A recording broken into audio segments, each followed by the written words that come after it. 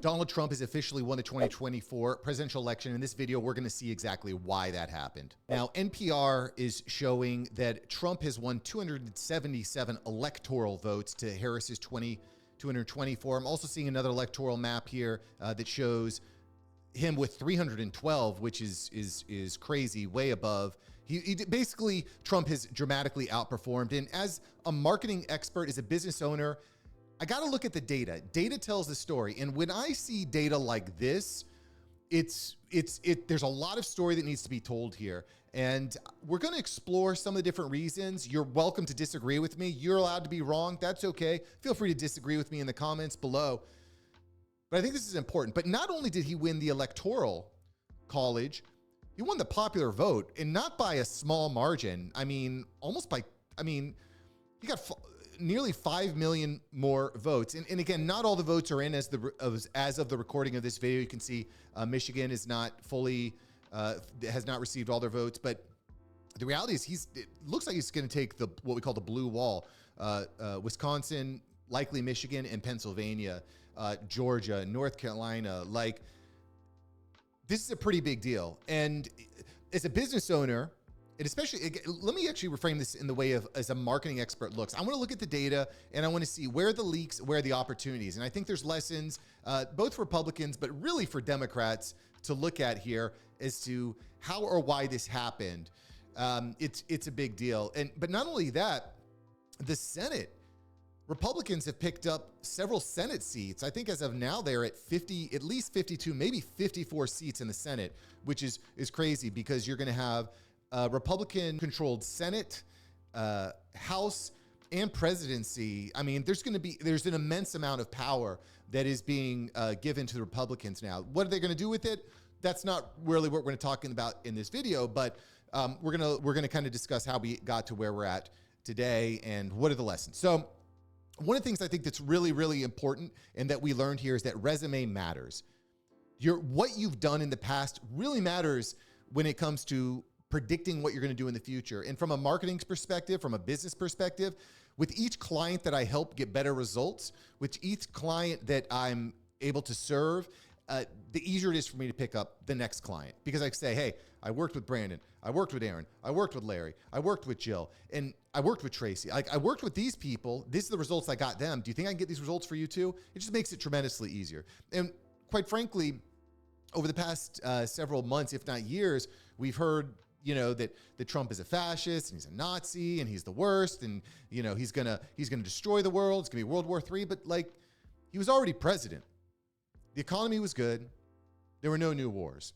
The Biden-Harris administration, we saw massive inflation, multiple wars broke out, and we've got a porous open border.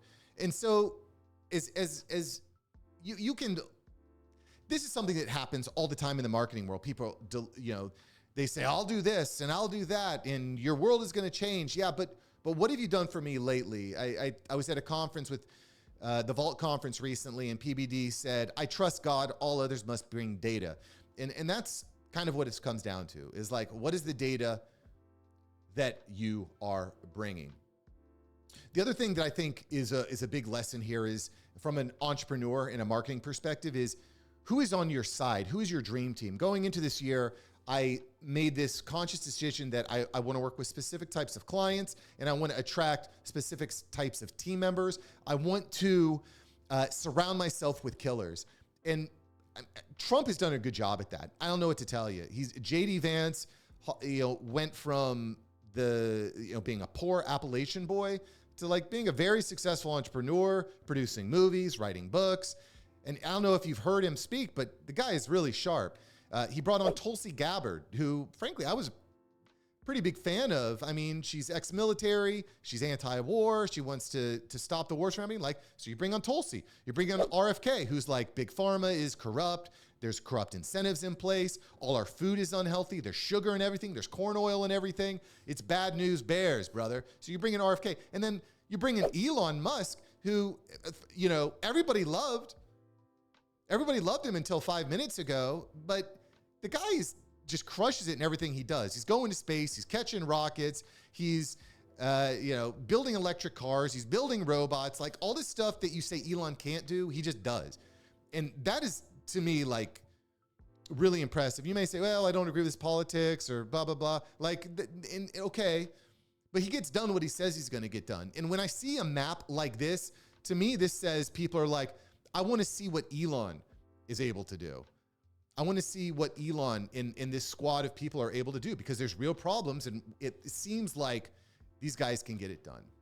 Now, to Kamala's credit, she was able to bring on some people too, but I just don't think that the people she brought on really hit the same way, right? You got Taylor Swift, you got Oprah, you got Megan Thee Stallion, you got Little John. So she's bringing on a lot of celebrities, but she's not attracting a lot of entrepreneurs and creators and business owners. Now, she did have Mark Cuban, but even with Mark Cuban, I found that rather confusing, because I'll give you a specific example.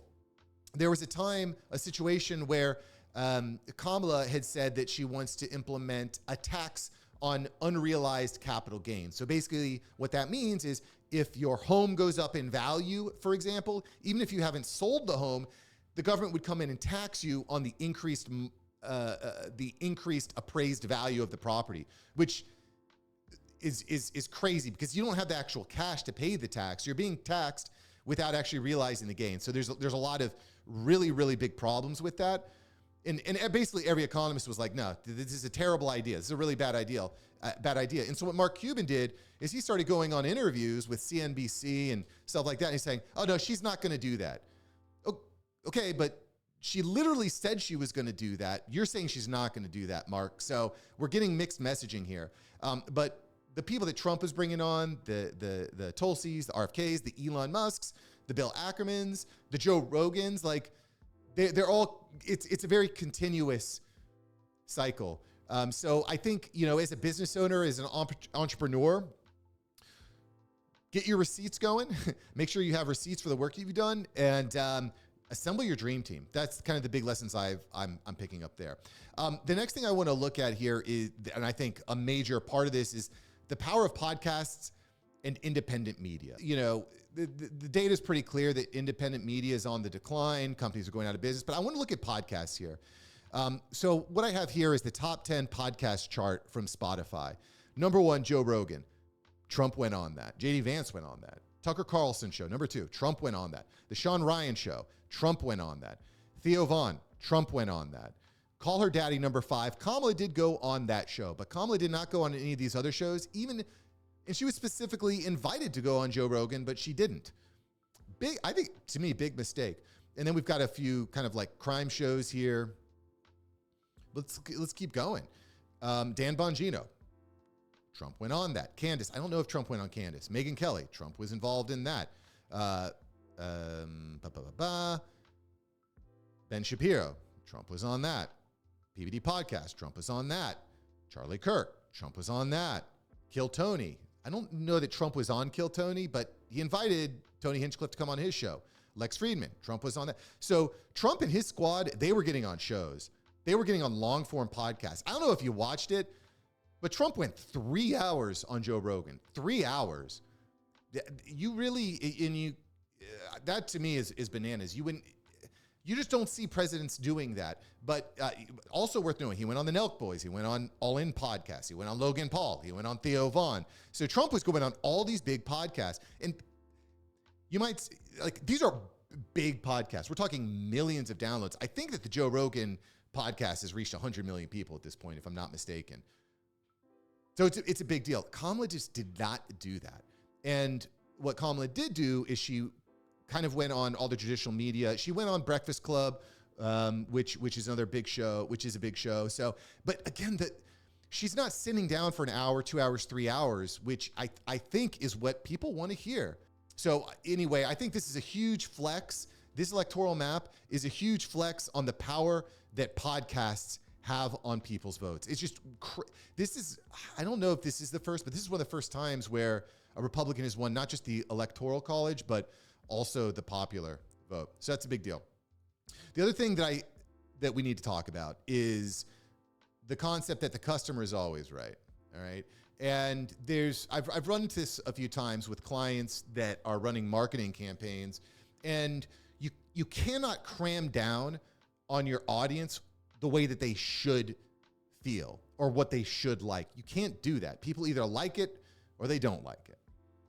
And if someone says they don't like it and then you try to cram down on them that they do like it, it just doesn't work. And I think that was a huge flaw in the Kamala Harris campaign. And not only the Kamala Harris, I think this goes back to Joe Biden. Joe Biden famously said, if you don't know if you should vote for Trump or me, you ain't black. I just find that really demeaning. Like, you can't tell someone how they should vote based on skin color. That's a little bit of a side note, but I thought that was bad. Coming out and saying that anyone that votes for Trump is garbage, or that Republicans are Nazis, or Trump is Hitler, like, it doesn't work. And there was this clip that I found of Don Lemon, who was doing some man on the streets. And listen to this. This guy he's basically asking, hey, dude, are you gonna vote for Trump or Harris? Listen to what he says. 4 years ago, it was a lot better. I made a lot more money than I do now. I know you feel that way, but that's not actually what the record shows. The economy is actually better under Biden. No, I'm serious. That's what the facts show. Okay, you know what? No, that's not because I watch CNN. Trump or Harris. That clip to me is everything. The guy says, my paycheck isn't going as far. The economy was better. Inflation wasn't as bad. And then this guy goes, no, actually, you're wrong. Things are better for you now. You're trying to convince someone. It's just not a winning argument. You can't convince. It's like me running a marketing campaign and someone says, no, I don't want to buy that. And me saying, no, you actually do want to buy that. You're actually wrong. You got the wrong message, bro. There's something else is broken.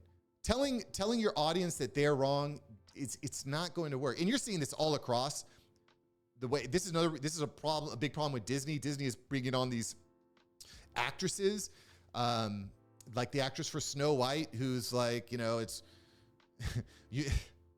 I don't even want to go down the rabbit hole, but telling your viewers that they're white supremacists or Nazis, right? Like, I don't know about you, but when I go out and I talk to people, there's a lot of people I disagree with. In fact, I was at church the other day and I was speaking to a guy that I have a lot of respect for. And he's like, no, I'm going to vote this way. And I said, well, I can't wrap my head around that. Like, that doesn't feel like the Christian way to vote.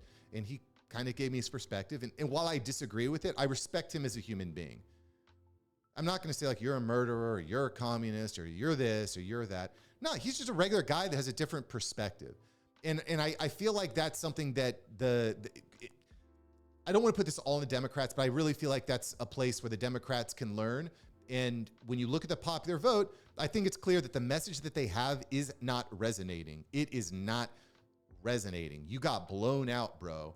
Blaming that on the voters is not going to work. You got to look at, what did we do? If I'm looking at a funnel and I say, okay, we got a 40% open rate, I got a 20% click-through rate, I've got a 0.1% completion rate on the form, I could very clearly see, okay, the form is broken. They have the distribution.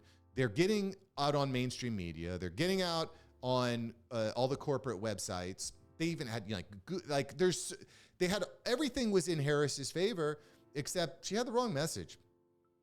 And trying to convince people that they're wrong is not going to work. The next point I want to make here is that authenticity, I think, matters more now than ever before. Because of the internet and how fast information travels, you cannot hide. You cannot hide anymore. Everything is public. Just yesterday, a couple days ago, Harris was on the phone having a quote-unquote conversation with someone, but when she showed her screen, the camera app was open. She's getting fake phone calls. Every time she has a speech, she's regurgitating speeches. It's the same speech every time, unless she's speaking to two different audiences. There was also a case where, and CNN highlighted this, I don't have the clip here, but she tells the Jewish Israeli community one message about Israel-Palestine, and then she goes and she's speaking to the Islamic audience, she's giving them a different message. So you can't play both sides, bro. We have the internet. CNN is even calling you out. It's not authentic. Just tell us what you mean. Tell us how you feel. And when she's asked, you've probably seen this before. Every time Kamala is asked a hard question, she says, well, I came from the middle class, so I understand the middle class. Bro, that's not the question, man. Nobody cares. Nobody cares. We care about what you're going to do for us. How are you going to make my life better? I don't care if you came from dirt. I don't care if you came from wealth. Like, what are you going to do for us? Don't just tell us that you we're middle class. I don't think people don't find that authentic, I think. You might disagree with me. Feel free to comment below. And then I think that another big thing when it comes to authenticity and hiding, and this is, again, is the big thing. You cannot hide. You need to be going on 3-hour podcasts. You need to be getting your voice out there. You need to be connecting in a different way. Doing 5-minute fake interviews on legacy media or going on 60 Minutes and having them release an edited, highly edited version of the conversation. It's not going to work. Kamala, when she was announced that she was going to be the presidential nominee, mind you, she didn't get any votes. She was put into that place. She did not get a vote. She was put into that place by the Democratic Party. She was not elected. She has never actually won an election, as far as I know. Feel free to correct me if I'm wrong. She's never actually won an election. But once it was announced that she was going to be the presidential nominee for the Democratic Party, she went over a month and didn't answer one question from the press. There were no press conferences. There was nothing. She was like, "Why are you hiding? What are you hiding from?" It didn't make sense. It doesn't make sense to me. I think that lack of authenticity really hurt her, because you get someone like Trump will get on the mic and he will riff. And there's there's things I don't like about that, but I do respect that. Like, he's just getting out there and he's shooting from the hip. He's saying how he feels, and he's not hiding. He's going on a 3-hour podcast here, 2-hour podcast there. He's doing an hour and a half of stand-up comedy. Like, he strikes me as being more authentic. Mind you, I believe that everybody lies. I think that all politicians lie, but I think that approach is more authentic. I thought that the garbage truck thing, where he's driving a garbage truck to show that, hey, I'm with the garbage. I support you. He's at McDonald's. He's serving fast food. Yeah, I mean, like, he's doing that is like a show of. But Kamala wasn't doing that. She just doesn't strike me as authentic. She's like saying I'm middle class, but she's not doing the middle class stuff. Trump, being a billionaire, is getting out there and he's doing like the stuff that middle class people do. So I think that was a big thing. Whoever the next presidential nominee is for the Democratic Party, you got to get out there. You got to do long form podcasts. You got to really connect with the American people. Don't tell people, don't say like, if you vote for Trump, you're a racist, Nazi, fascist. Like, it's just not true. And just because someone votes Democrat, it doesn't make them a communist baby killer. It's stupid. No, it doesn't actually compute. The next reason that I want to highlight as to why I believe Trump was able to win 277 electoral votes and 5 million more of the main votes, of the popular votes, is the idea of censorship. And the best ideas come from debate. And if I was to tell you that one side of the political party is shutting down speech, the other side of the political party, which side would you think that is? If I said one side of the political party wants more debate and wants more discussion, which part do you think that is? Ask for yourself. But it seems really clear to me that the current Democratic Party does not believe in free speech. They want to shut it down. And I believe that the best ideas come from debate, discussion, and argument, so the best ideas rise to the top. We need to shine a light on all the ideas so the best ideas rise to the top. And this is not something that the Democrats have embraced. And I'm going to give you a couple examples here. So one here is from John Kerry, who is, I can't remember his U.S. presidential envoy for climate, John Kerry. He's all over the global stage. But here's him at the World Economic Forum a little earlier this year. Listen to what he says. But look, if people go to only one source, and the source they go to is sick and, has an agenda, and they're putting out disinformation, our First Amendment stands as a major block to the ability to be able to just, hammer it out of existence. So what we need is to win the ground, win the right to govern by hopefully having, winning enough votes that you're free to be able to implement change. So if you get what he's saying there, he's saying that the First Amendment is a block to stamping out misinformation. This is very, and you might say, yeah, and by the way, I do think that there should be regulation on AI generated video of people saying things they didn't say. I think that's, I actually don't like that at all. I think there needs to be some regulation put in place for that, because it's becoming very difficult to determine what is true and what's false these days. But here's the problem with what John Kerry is saying here. John Kerry is saying we need, the First Amendment is a barrier to controlling information. And on one side, I might say, yeah, you know, I don't think that people should be lying. The problem is, who is going to govern that? This is literal 1984 Orwellian minister of truth. Only this government agency gets to determine what's true or not. And quite frankly, if I look at history, if I look what happened during COVID, if I looked at what's happened over the past few years about, you know, things that Trump has said or taking things out of context or saying, like, like the amount of gaslighting is at an all-time level. Like when I hear someone like Kamala or Obama say, well, you know, Trump said that there's both, he called Nazis best people on both sides. He didn't say that. That's just a straight up lie. It's been fact checked. Snopes knows that it's not true, but you're still saying it to our face. So again, you might say in a perfect world, everybody would tell the truth and everyone would know what is real. Sure, I'm down with that. But there's no, the First Amendment is the First Amendment for a reason, because you cannot have the government come in and say what you're allowed to or not say. So that's the first part of the best ideas come from debate and challenge. And that's, again, why I think that what happened yesterday is really important, because we need to open that up. The second part of this is and I was listening to Rogan talk to Elon about this. People in power want to stay in power, right? Powerful people want to stay in power. I think we can all agree with that. If you're in power, you want to stay in power. And part of the problem that we have is that, in my opinion, the Democratic left has become so powerful that they are putting measures into place to retain that power in perpetuity. And this is, I think, really clarified by what happened at the southern border of the United States over the past 4 years.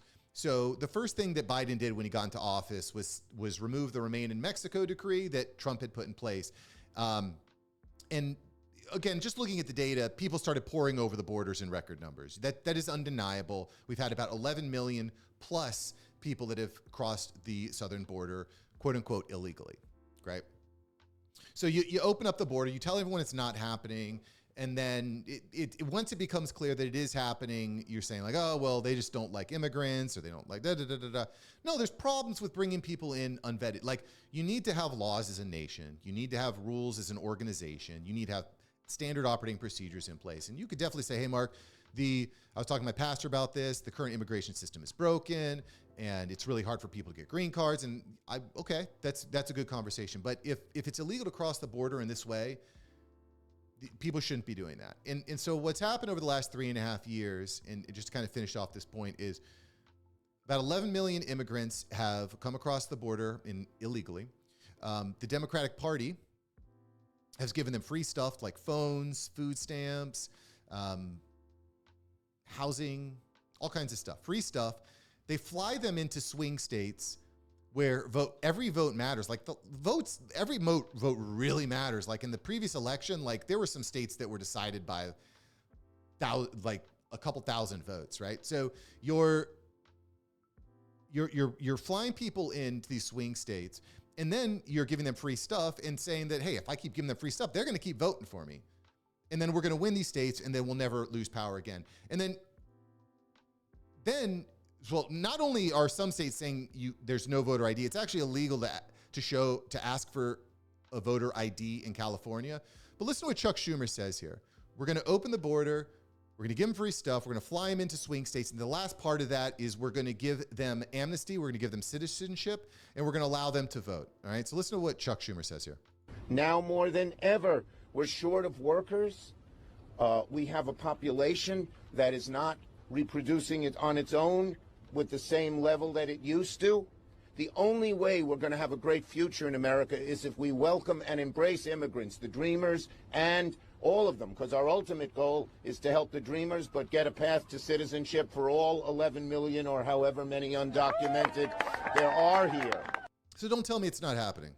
You know, he just said that he wants to fast track citizenship for 11 million immigrants. And, you know, some of them are probably awesome. Some of them we definitely want to fast track, and we want to get them into our system and get them working and being productive and having babies and kids. No doubt. But you're not properly vetting people at the southern border, y'all. And again, I think that's a big part. And the reason why this is important, again, it comes back to the idea of the best ideas come from debate.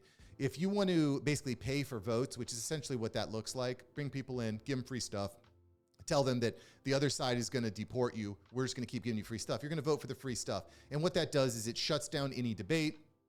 It shuts down the conversation. So very, very dangerous. Very dangerous. The next thing that's important here is government versus private jobs. We got to cut the bloat, y'all. You know, actually, let me start by talking about this. There's a concept of bureaucracy. And so what you need in any organization, as you can see on this little chart here, is innovation, hard work, exploring, building, trying different things. That is when a business is taking off, when you're exploring, you're trying different things. But what happens with the organizations over time is you bring in all your administrators, you bring in the bureaucrats, you bring in these people that haven't actually built anything before. They're the managers, they're the micromanagers. These are the type of people that just keep asking you to have Zoom meetings. These are the type of people that just hover over your back while you're at your computer and ask what you're doing. They actually haven't built anything or created value. They're there to extract value or manage the value that you're creating. And the reality is that the United States government has grown to massive proportions. It's incredibly big. And this is part of the natural progression of business. But the problem is you need to let innovators, business owners, creators, you need to let them cook. You need to make sure that they're not stamping out on people's rights, or they're not polluting, that they're treating people fairly. That's why having the bureaucratic people in place is important. But it's just it's completely untenable. It's absolutely massive, and we just have to. And this is actually shown in this chart, in this topic from Yahoo Finance, where the Biden administration growth numbers are subsidized by record numbers of government jobs. Read this. This came out in February. In 25% of new jobs are in government. In 2023, the U.S. job market experienced a trend where nearly 25% of all jobs were attributed to government positions. That is not. We don't need that. You need people. And again, you need some of that, but the people in government typically are not going to be best at this. They're not creators. They're managers, and you need creators and innovators to build. There's the reason why Elon Musk and the United States are so. The reason why the United States is as big as it is, I believe, is because we are innovators, we are explorers, we are freedom fighters, we are creators, and you need that could get out of hand pretty quick. Elon Musk said pretty famously that there's a 20% chance that AI destroys humanity, but it's probably still worth it. So you got to put some guardrails. You need some rules in place. But right now there are so many rules. Like, they're releasing these bills that are hundreds, if not thousands of pages long, and they don't read them. It's not, I don't think that it's a good idea. It's become too bureaucratic. So when you tell me that you can bring in Elon Musk and Ron Paul, and they're going to clear out all the gut, and they're going to look at merit, who's actually performing and who's actually making stuff happen, I'm down with that. Give me that. I'm up for that. And again, the people have spoken. The people have spoken. Trump won this election, I believe, in another large part because of that. So let's talk briefly about what this actually means. What does this mean? Trump is the new president. The Senate is majority. Basically, the entire legislative branch is Republican owned. Or led. The Supreme Court. I mean, I don't like to think of the Supreme Court as partisan, but you could say that it's more red leaning now. You can make an argument for that. An immense amount of power. So what do I expect is going to happen? So the first off, and frankly, the thing that I hope is going to happen is that government jobs are going to be slashed, going to be completely slashed. We need to cut the bloat. In my opinion, the most important thing. We've got trillions and trillions of dollars in debt. This was the first year where the repayment on interest has exceeded the repayment on debt. on an annualized basis, it's very dangerous. You cannot, the interest is out of control. And this is a problem that happens practically for people with credit cards, is you spend too much and you get to the point where all you're doing is paying off interest every year.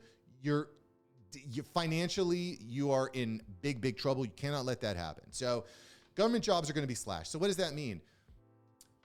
It's going to become very competitive in the private market. And it's very, very important that you are learning new skills now. This is the time, because bureaucrats don't get fired for lack of results. Private enterprise will fire you for lack of results. This is why we're seeing diversity, equity, inclusion drop off. People are seeing that it's really just, it's a grift, and it's not actually adding value to organizations. It's just causing fights and dissent and causing problems. Now is the time to learn. And AI, I believe, is the best thing to focus on right now. AI is going to change every single position, every single industry, at every single level. This is the time to learn it, because if you learn how to use it, even just in some minor ways, it can really skyrocket your productivity. And I think that focusing on results, focusing on how I can get better, how can I use AI to be better at what I'm doing, that is what you should be focusing on as a business owner, and so on and so forth. And quite frankly, this is what I've been focused on in my marketing agency. The other day, I was speaking to a client of mine who was a little bit on the fence on some of the projects that we're running on. He said, well, Mark, what's the point of all this? I said, Larry, it's simple. What can be measured can be improved, okay?